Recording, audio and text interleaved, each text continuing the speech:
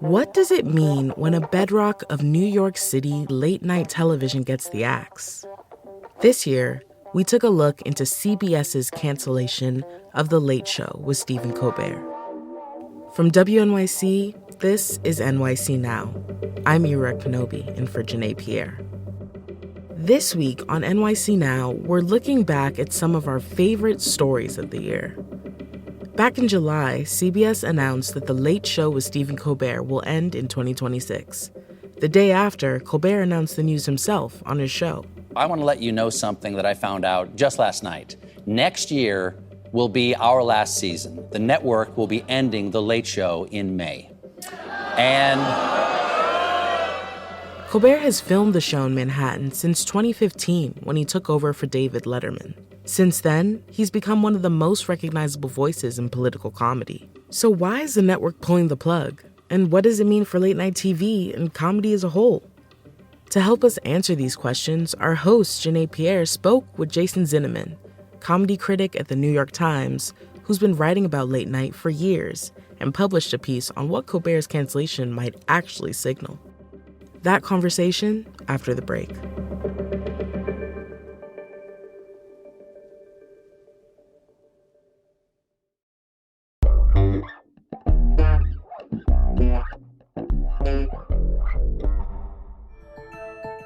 What do Times Square, a cold slice of pizza, and late-night TV all have in common? Well, they're all part of New York's mythology. You don't have to like them, but you know what they are and trust that they'll always be there. But now, one of those icons is going away. CBS says The Late Show with Stephen Colbert will end in 2026. I'm joined by Jason Zinoman, comedy critic at the New York Times. He's been writing about late night for years and recently published a piece about what Colbert's cancellation might actually signal. So, Jason, walk us through what happened. What did CBS decide? And tell me, was it just as surprising as I thought it was? Yes, I was stunned.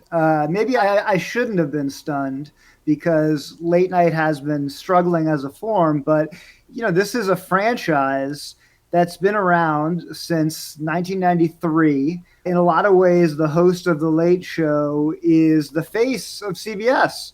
So you don't see franchises disappear very often, certainly not one with this number of decades behind it. So, when I got the text, I was surprised. But then once I thought about it, you perhaps could see the tea leaves a little bit. All right. So walk me through what happened. Why did CBS come to this conclusion? Well, this is the big question, right? There's no definitive answer to this. We know what they say. The big debate falls under there's two explanations. One is that, according to them, it's a financial decision that the show's been losing $40 or $50 million a year. And I think they call it a purely financial decision, although I'm not sure that there is such a thing exists, really. And then, this happens in a context. And the other explanation is that this is a political decision, that CBS and Paramount, its parent company, is in the process of a merger with Skydance that needs the Trump administration's approval. And Trump has been outspoken in criticizing Stephen Colbert. And so it certainly looks like in an effort to complete this merger, CBS and Paramount gave a gift to Donald Trump. And the other piece of evidence to support this would be that they just recently settled this suit with 60 Minutes, which was certainly politically motivated. So this is the big question. And many people think it's political. Many people think it's financial. To me, it seems obvious that it's both. Mm-hmm. And I think that it's fair to approach Paramount's explanation with a good deal of skepticism. For as long as I've been covering late night, we've always judged the success of a show based on ratings. Mm-hmm. So all we know is ratings, right? That's the metric for success. And it's become a little bit more difficult in recent years as streaming has ascended because we don't know ratings in quite the same level of detail.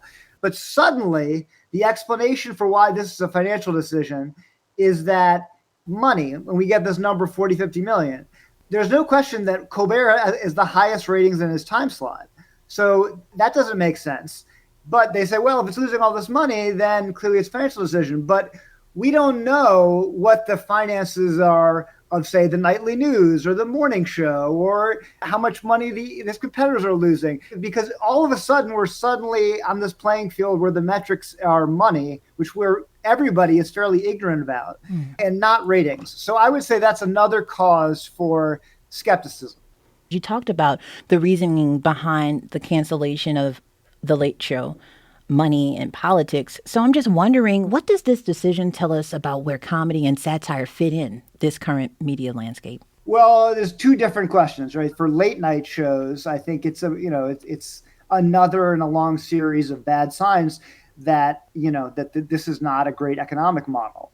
Does this mean that, satire at large is under threat? Well, certainly this administration is going after comedy in a way that no other administration in history is. That's for sure true. But comedy is very resilient. And you see this almost less than a week after this announcement when South Park signed a deal, a $1.5 million deal with Paramount, and immediately did probably the most biting critique of Trump that has been done since his second administration started. In your recent piece, you wrote that this cancellation might actually be a good thing for Stephen Colbert. Why is that?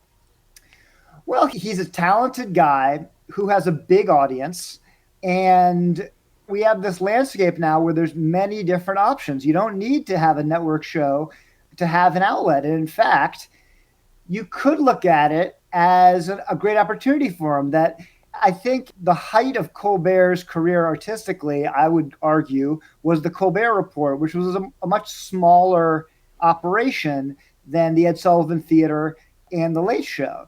And to some degree, he was putting on this big kind of mainstream showbiz entertainment in a big theater, but he's got a lot of skills and he can do a lot of different things.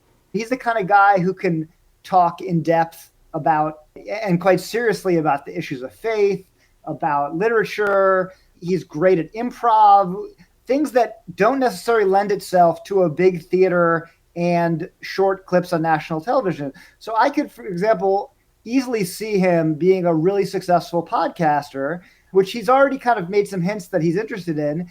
And we have a model for this, which is Conan O'Brien. Here was a guy whose dream was to be in The Tonight Show, late night host for many decades. And when he left late night, people thought this was a disaster for him. The opposite's happened. It's been great for his career. His podcast is a big success. He has an HBO show that's done well, and he was made the host of the Oscars, which he never was when he had his Late Show. The reason I said this could be the best thing ever happened as Colbert is that he probably would have left the show in the next couple of years anyways. Now he leaves the show in a way that makes him look, at least, like a political martyr. Mm-hmm. And if there's one thing we've learned from, the kind of incessant and often annoying debates about cancel culture, it's that being canceled can be very profitable. Yeah. Earlier in our conversation, you mentioned that late night TV has been struggling. What's behind that shift?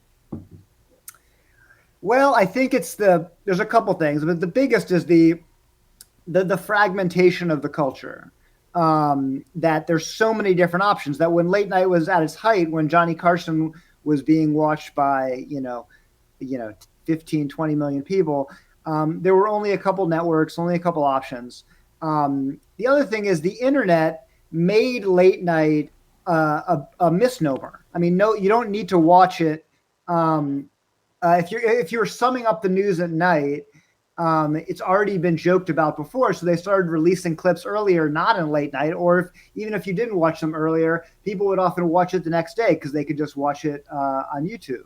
So the whole form, the whole idea of it has kind of broken down and has been, turned into content for YouTube. And the late night shows that do well are ones that really have adjusted to that. So John Oliver, for instance, does very well on YouTube. Colbert less so. So although he has the highest ratings in terms of television households, he doesn't for YouTube. And I think this gets a little outside my area of expertise, but I think that the bigger picture is that the ad rates for late night have plummeted. I think that is really what made late night so lucrative, is that it was for so long, it was relatively cheap and the advertising dollar was huge. Since the pandemic, the advertising numbers have gone way down. Why that is, I'm the wrong person to ask, but I will say I see some parallels between that business and my business, the newspaper business, where it was largely an advertising business for a long period of time, and a lot of the money came from advertising until the internet came along, and it became the advertising became less valuable, and now the New York Times gets a majority of its money from subscriptions. So the internet, the fundamental thing is the internet has shifted the business away from advertising. Jason Zinoman is a comedy critic at the New York Times. Jason, thanks so much for your time. Thank you. This was fun. Thanks for listening to NYC Now from WNYC. I'm Yurek Panobi. We'll be back tomorrow with some more of our best reporting from 2025.